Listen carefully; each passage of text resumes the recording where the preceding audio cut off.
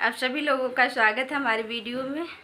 आप सभी को नमस्ते, प्रणाम। और आप लोगों को ये गांव की देहाती कहरवा गीत है, आप लोग बताइएगा गीत कैसी है। कि झापिया वही हो बाला मुआ तुहरे कोरवा में, झापिया वही हो बाला मुआ तुहरे कोरवा में। सोने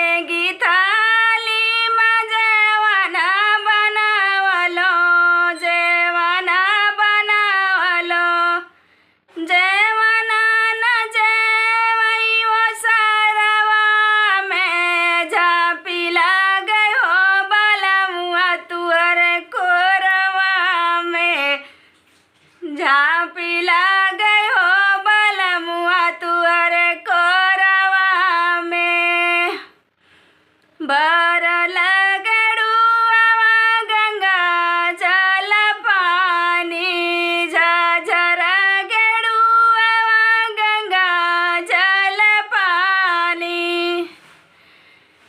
पानिया न पियई वो सरवा में, झापी लागे हो बलमुआ तुअरे कोरवा में।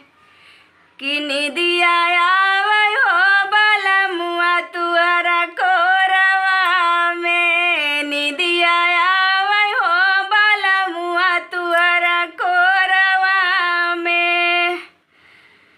फूलवा चुनिया चुनी से जिया लगावनी, फूलवा चुनिया चुनी से जिया लगावनी।